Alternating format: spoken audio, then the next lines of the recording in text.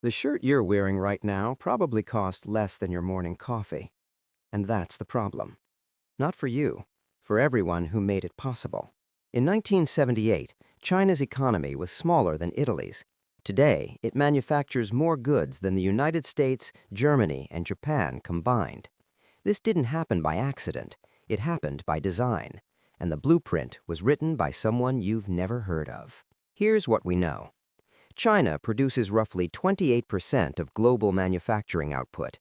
It dominates solar panels at 80%, steel at 50%, electronics assembly at levels that make every other country look like a hobby shop. But here's what makes this strange. China didn't invent better technology. It didn't discover new resources. It didn't even have the factories to begin with. What China did was simpler and darker. It made a trade. Growth for everything else. And for 40 years, it worked. December 1978, Beijing. A man named Deng Xiaoping takes control of the Communist Party and announces something radical, 4 words that would reshape the global economy. To get rich is glorious. This wasn't capitalism, it was permission. Permission to build, to trade, to compete, but only under the party's terms. Deng opened special economic zones, Shenzhen, Zhuhai, Shantou, coastal cities that operated like islands inside a communist system. Foreign companies could enter, build factories, pay low wages, and export everything they made. No tariffs, minimal taxes, and one unspoken promise: we won't ask questions if you don't. Western corporations saw cheap labor. China saw a transfer of knowledge. By 1990, foreign direct investment into China was $3.5 billion. By 2000, it was $40 billion. By 2020, it crossed $150 billion annually. Every factory built was a lesson. Every partnership was espionage by consent. So how does a country with rice paddies become a country with semiconductor fabs in 30 years? 3 things: currency manipulation, subsidies, and scale. First, the currency. The yuan was kept artificially weak for decades. When your money is cheap, your exports are cheap. China's central bank actively intervened to prevent the yuan from strengthening even as the economy exploded. This made Chinese goods 20 to 30% cheaper than they should have been. It was a slow drip of competitive advantage that compounded year after year. Second, subsidies. The Chinese government didn't just allow factories, it funded them. State-owned banks gave loans at rates that would make Western CFOs weep. Loss-making factories stayed open because employment mattered more than profit. Entire industries were kept alive on life support until they became dominant. Steel is the perfect example. In the early 2000s, Chinese steel companies were inefficient and outdated.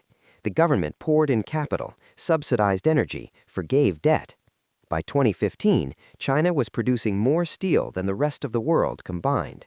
Prices collapsed, American and European mills closed, and China owned the supply chain. Third, scale. When you have 1.4 billion people, you have options.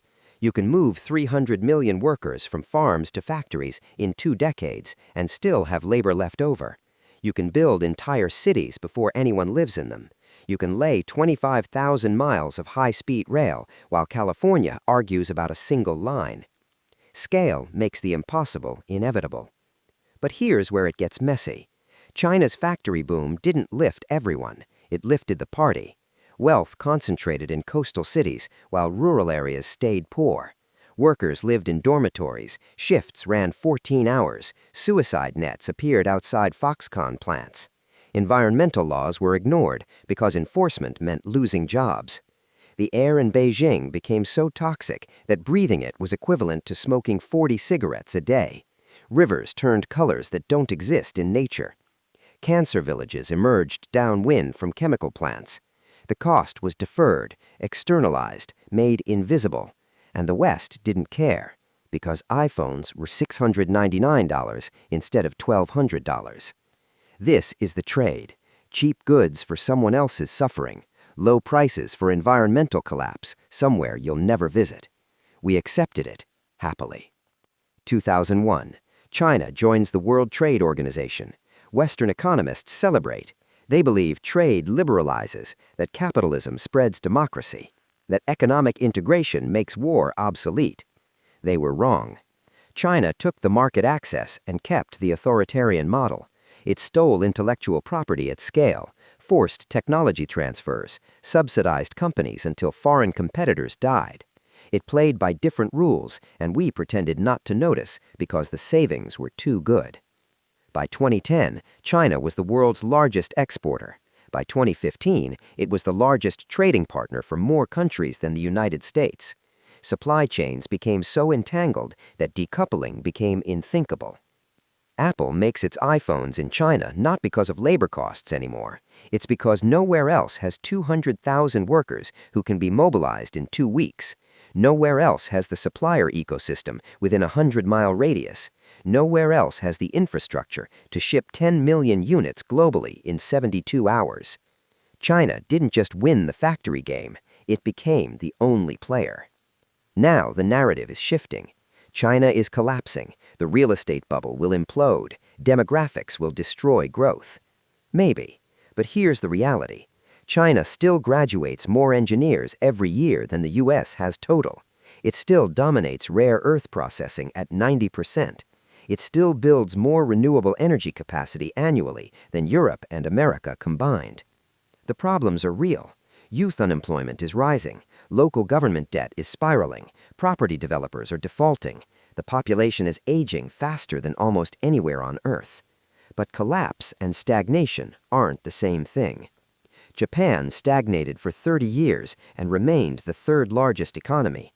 China could slow to 3% growth and still add the GDP of Poland every single year. The factory isn't closing, it's evolving. Here's what most people miss. China's factory dominance was never the end game, it was the foundation. The profits from manufacturing funded technology, the supply chains enabled innovation, the scale created leverage. Now China leads in 5G infrastructure, electric vehicle batteries, AI surveillance systems, quantum computing patents. It used the factory to build the future. And the West is waking up too late. Reshoring sounds good in speeches, but the math is brutal. Labor costs in the US are 10 times higher. Environmental regulations add complexity. Automation helps, but factories still need supplier networks that take decades to develop. Vietnam and India are rising, but they're nowhere near China's capacity.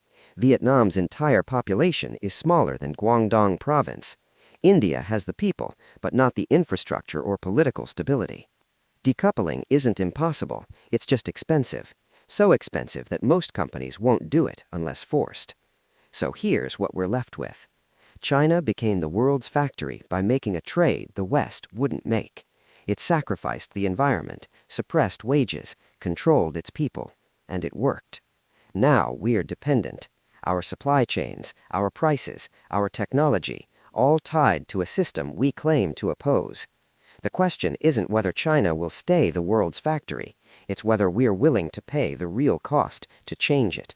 Because that shirt you're wearing, it's cheap for a reason. And the bill is coming due.